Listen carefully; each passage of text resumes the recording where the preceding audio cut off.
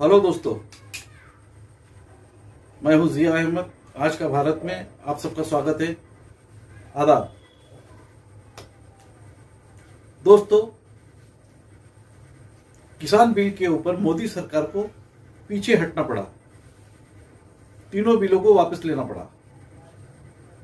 तो बात ऐसी है दोस्तों, किसान बिल जो है, जो तकरीबन आज 1 साल से देश का किसान रास्ते पे उतर के संवैधानिक तरीके से अपना आंदोलन कर रहा था,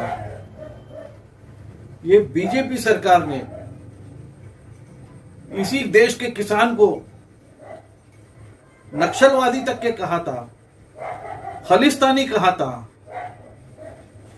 आतंकवादी तक की उपमा दे दी थी।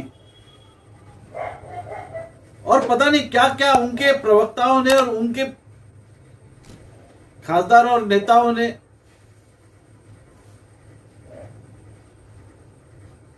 देश के किसानों पे उंगलियां उठाई थी, उनके आंदोलन पे उंगलियां उठाई थी। जबकि देश हमारा संवैधानिक देश है, एक डेमोक्रेटिक देश है, लोकतांत्रिक देश है। इस लोकतंत्र में अगर देश की जनता को अगर सरकार कुछ गलत करते हुए दिखी या लोगों के हित में कोई बिल नहीं, सरकार ऐसा गलत बिल लाती है, तो सरकार लोगों को पूरा अधिकार है कि वो उस बिल का विरोध करे संवैधानिक तरीके से। और वो संवैधानिक तरीके से देश का किसान जब विरोध कर रहा था, आंदोलन कर रहा था, तो यही बीजेपी के नेताओं ने, आरएसएस के लीडरों ने इस तरह का माहौल बनाया था देश के अंदर में, और गोदी मीडिया ने, कि जैसे कि ये देश का जो किसान है ये आतंकवादी, खालिस्तानी, नक्सलवादी नजर आ रहा था।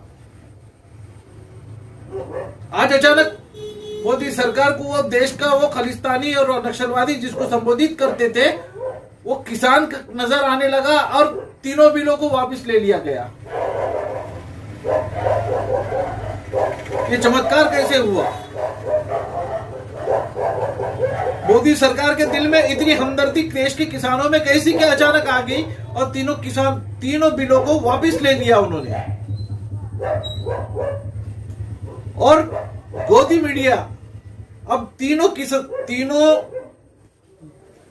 किसान बिल जो वापस लेने से किस तरह से मोदी सरकार ने अच्छा काम किया, ये भी लोगों को पटाने में लगी है। और मोदी सरकार किस तरह से अब देश हित में, किसान हित में हो गए हैं, बीजेपी किस तरह से किसान हित की काम कर रही है, अब ये भी बताने लगे। जो बीजेपी के नेता और मोदी सरकार यही किसानों को आतंकवादी या खालिस्तानी बताने पे अभी तक के, और यही मीडिया उनका साथ दे रहा था, प्रचार कर रहा था। तो दोस्तों, हाल ही में कुछ महीनों पहले देश में कुछ ऐसे इलेक्शंस हुए थे, पोटे निवडणुका जिसको बोलते हैं। कुछ इलेक्शंस ऐसे आए थे जिसमें लोकसभा की सीट भी थी और कुछ विधानसभा की सीटें थी। तो उन सारी सीटों में बीजेपी हर जगह से हार गई थी।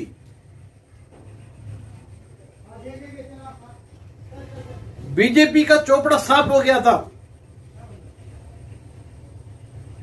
और अगले महीने, आने वाले 1-2 महीने में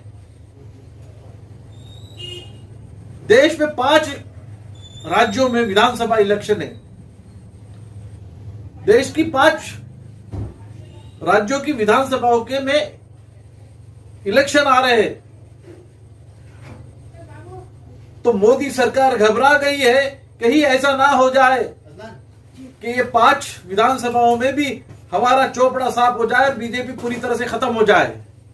इसलिए मोदी सरकार को, बीजेपी को ये तीनों बिल वापस लेना उनकी मजबूरी बन गया है। दोस्तों, ये वास्तविकता है, ये एक हकीकत है, ये एक सच्चाई है।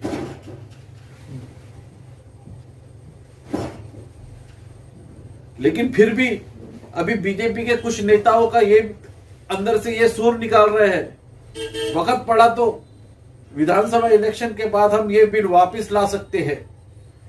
इसलिए प्रश्नार्थक चिन्ह अभी भी है।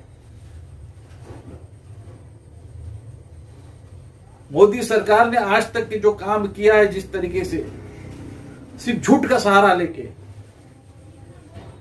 और इसको साथ देने वाली उनकी गोदी मीडिया जो झूठ को फैलाने में, जो पूरे विश्व में आज सबसे एक नंबर पे मशहूर हो चुकी है।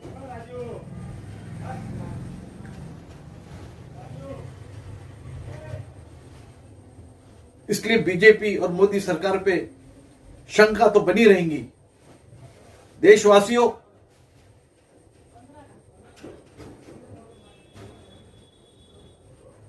सात 700 किसानों को क्यों मर जाने के बाद में, इस पूरे आंदोलन में अभी तक के 700 किसान शहीद हो गए। काश ये 700 किसान शहीद होने से पहले अगर मोदी सरकार ये बिल वापस ले लेती थी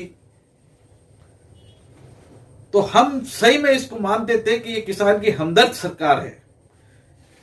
लेकिन 700 किसानों के शहीद होने के बाद और बीजेपी नेताओं के लड़के के जरिए किसानों के ऊपर गाड़ी चलाने के बाद, किसानों पे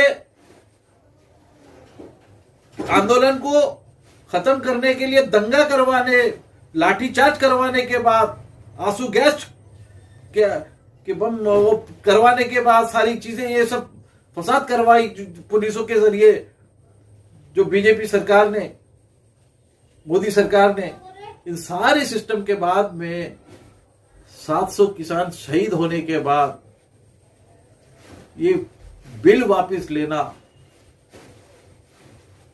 और उस पे भी वाहवाही लूटने की कोशिश करना, बीजेपी को शर्म आने जैसी बात नहीं तो और क्या है। मोदी सरकार को शर्म आनी चाहिए इसके ऊपर। वो 700 किसान के परिवार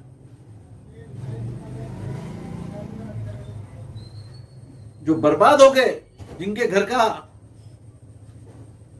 व्यक्ति इस आंदोलन में शहीद हो गया, मोदी सरकार को चाहिए कि उस 700 परिवार के लोगों को अनुदान भी दे और उनके खानदान के व्यक्ति को सरकारी नौकरी भी दी जाए। यही उनके लिए सही श्रद्धांजलि होंगी। दोस्तों, मैं मोदी सरकार का विरोधक तो नहीं हूं, लेकिन वास्तविकता को भी समझने की जरूरत हो। हकीकत से हम मुंह मोड़ नहीं सकते, सच्चाई से हम मुंह मोड़ नहीं सकते। अभी महाराष्ट्र की भी बात ले लीजिए।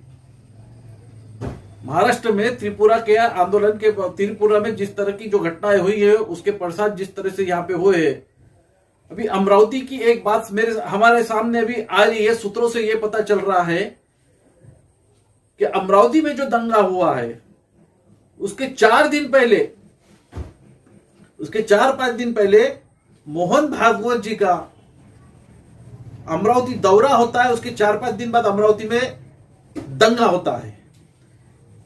तो अमरावती के में जो भी बुद्धिजीवी लोग हैं, और बहुत से पत्रकार है, जर्नलिस्ट है, एक्टिविस्ट है, इस सारे लोगों के जहन में प्रश्नार्थक चिन्ह निर्माण होके है। और पूछताछ से यही पता चल रहा है, मालूमात जो ली जा रही है उससे यही पता चल रहा है कि ये वो अमरावती का जो दंगा था वो पूर्व नियोजित था, महाराष्ट्र की सरकार को बदनाम करने के लिए।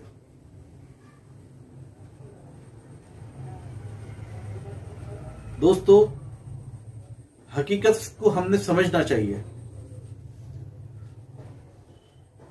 और वंचित बहुजन आघाड़ी ने पूरे महाराष्ट्र में जगह जगह पे 22 नवंबर को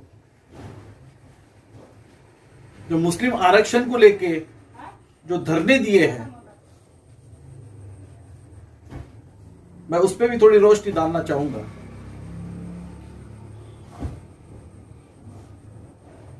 इसके पहले की जो सरकार ने जो मुस्लिम रिजर्वेशन का बिल जो पास किया था महाराष्ट्र में कांग्रेस की सरकार ने, उसके बाद में वो बात कोर्ट में गई और फिर बाद में देवेंद्र फडणवीस की सरकार आई बीजेपी की महाराष्ट्र में, फिर कोर्ट में चैलेंज किया गया तो वो आरक्षण को रद्द किया गया। लेकिन सुप्रीम कोर्ट ने एक ऑर्डर दिया कि मुस्लिम समाज का जो एजुकेशन में 5% आरक्षण है वो उसको पूर्ववत शुरू किया जाए। उसके बावजूद भी महाराष्ट्र की सरकार ने जो मुस्लिमों का 5% एजुकेशन का आरक्षण अभी तक शुरू नहीं किया। इसलिए वंचित बहुजन आघाड़ी ने प्रकाश आंबेडकर जी के नेतृत्व में पूरे महाराष्ट्र में 22 नवंबर को जगह जगह धरने आंदोलन दिए गए पूरे महाराष्ट्र में, और ये मांग की गई है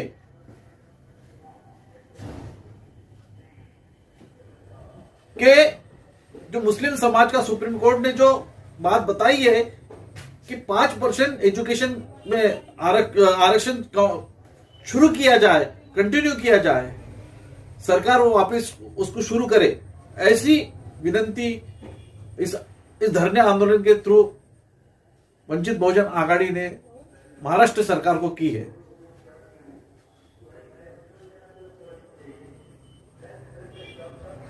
दोस्तों, ये थी कुछ नई घड़ामोड़ी और कुछ विश्लेषण जो मैंने आपके सामने रखा हूं। अपने शब्दों को अभी यहां पे रोकता हूं। जो लोगों ने अभी तक मेरे इस चैनल को सब्सक्राइब नहीं किया है, मैं उनसे विनती करता हूं कि मेरे चैनल को सब्सक्राइब करें और इस वीडियो को और भी लोगों तक शेयर करें। धन्यवाद।